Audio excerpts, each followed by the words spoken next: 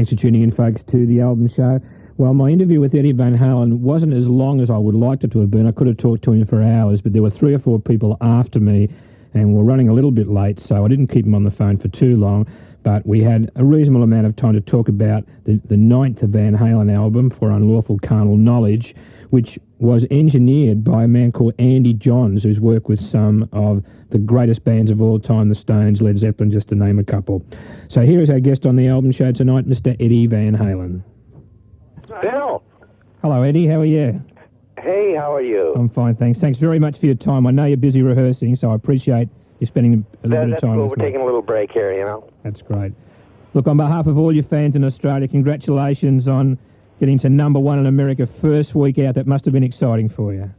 Well, yeah, it's always nice to go to #1. You know what I mean? Did you have any expectations that the record could do that, like on its first week of release? That it will the third week? I don't know. It's like, it'd be nice if it does, but, you know, I'm not, like, holding my breath. No, I know what you're saying. Look, after having played the new album through a few times, it sounds a lot closer, I think, in feel to the earlier recordings than it does, say, to 5150 or OU812. Has that got anything to do with the fact... A lot of that has to do with it. You know, we really know each other well now, and I think it has a lot to do with the fact that... you know, we're playing a lot tighter together, and, you know, we know each other better. This is our 3rd record together. And also, you know, we added Andy Johns to the team, and he made us sound actually a lot more like we do when we're playing live in a room together, you know? It's like the previous albums sounded a little distant for my taste, you know? So we opted for Andy Johns, you know, who's made a lot of good records that we all like, and he did a great job for us. Just for people who aren't familiar with Andy Johns, just tell me a few of the bands he's worked with. Say that one more time? Just for people who may not be familiar with Andy Johns, just briefly tell me about some of the bands that he's worked with that you liked. Well, they might not be familiar with him, but they actually are. He did Stairway to Heaven. He did the 3rd and 4th Zeppelin album, and he did a lot of Stones. You know, he's been around for years. His brother's, Glyn Johns. Glyn Johns, yeah. I'll just ask you about some of the songs, if I may. Sure. Well, Runaround's got a great riff and a real solid hook, like the really good Van Halen songs, and they seem to be ideal songs to perform live. In fact, most of the album feels that way. Do you agree with that? Oh, definitely. That's like I was telling you just a bit ago. It's like everything. These songs are like, they sound so good when we play them live too, because there's not a bunch of overdubs and a bunch of garbage on there, you know. So we can just like whip them right out and play them exactly like a record. Now these songs are all like these songs are like begging to be played live, you know, because I think the whole feel of this new album is very live. Now, you use piano a lot in a song called Right Now. Does that influence come from your father? Because he was a jazz musician, wasn't he? Well, the influence came from both my mom and my dad. Because when Alex and I both still lived in Holland, when I was 6 years old, they were already like they had the whip out and said, "You must play piano if you want to be a musician. You must play piano." You know what I mean? So, I mean, both Alex and I have been playing piano since we were, like, barely walking. And isn't it also true that when you first started playing music, Alec was a guitar player and you were the drummer? Yes, that's very true. And I bought myself, like, a $125 Japanese drum kit, and the only way I could afford to pay for it, because, my parents didn't have the money, so the only way I could pay for it was to get a paper route. You know, I'd deliver papers. And while I was out throwing the papers, Alex would be playing my drums, and he got better than I did. So I said, "Okay, I'll take your guitar." That's great. Mate, during the late 70s, you were the first rock guitar player I heard using the two-handed hammering and tapping techniques and utilising the tremolo bar as you did. How were you getting those ideas? Who were you listening to give you those ideas? God, I don't really exactly know how I stumbled onto that. And then again, I don't know if I'm the first one to ever do it, but I did make it part of my playing, whereas a lot of people just did it every now and then, so to speak, you know. I don't know. I grew up on, Eric Clapton was like my main guy. And, you know, obviously I listened to Led Zeppelin and Black Sabbath, you know, all the bands of that era. And, you know, I don't know. It's kind of funny if you really think about the music that I've grown up on, and I really don't play anything like Eric Clapton, even though I did grow up on him. So it's hard to say where it came from, you know. Now, if I had to choose one song from the new album that totally sums up Van Halen, I'd choose Pleasure Dome, because it's got dynamics with the slow start and the spoken intro, and then it's got some of the best rhythm playing you'll ever hear. I mean, Alex and Michael on that track are just so effective. What's it like to play with blokes that you've known and played with for 17 years as a soloist? So what's it like to play with Al and Mike?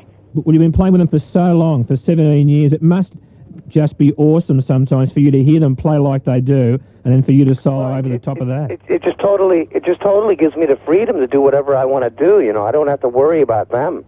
You know what I mean? Yeah, I do, and I think they're so great on Pleasure Dome on that particular track. Yeah, that's pretty kick-ass, I think. I mean, it's a very unusual type of song. You know, it's not like something that people really here in America anyway. It's not something that we get a lot of airplay, but it's you know, we always like to throw one of those on a record. Now, your last three albums have all gone to #1 in America. Did you know that Van Halen are the first rock band to achieve that honour since the Rolling Stones did it 8 times during the 70s? Really? Yeah, how about that? I had no idea. That's all right, isn't it? Yeah. What significance do you place on the fact that your last 3 albums have been your most successful, and all those have had Sammy Hagar as a singer? Well, I think, God, you know, that you're putting me kind of on a spot to answer that one, but I think it's kind of obvious. You know, I mean, it's like, you know, Sammy's.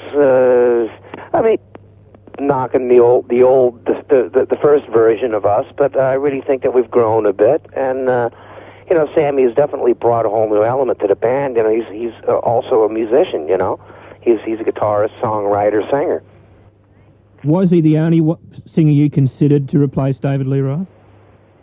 He's believe it or not, we have a mutual friend who we buy cars from. His name's Claudio Zampoli, and I happened to be going to his shop to get my car repaired, and he goes, "Oh, Edward, you seem kind of bummed out. What's going on?" I'm going, "Well, our singer just quit the damn band, you know." And he goes, "Well, hey, you know, it's funny. I just got off the phone with Sammy Hagar." So I'm going, "Really? You got his number?" So I called him right there from his shop, and set up an appointment to get together with Sammy. And you know, I think I called him like on a Friday evening, and Monday morning he was here, and by Tuesday he was in the band. That's great. Now, there's one acoustic piece on the album. It's called 316. Has the name got any significance? Oh, very much so for me. That's my little 4-month baby's birthday. March 16th is what it stands for. Oh, that's wonderful. Why is it so brief? Why didn't you explore it a little bit more? Oh, I don't know. It was just kind of a last kind of thought, you know what I mean? It wasn't really, I guess, who knows, maybe next record will make a tune out of it, you know?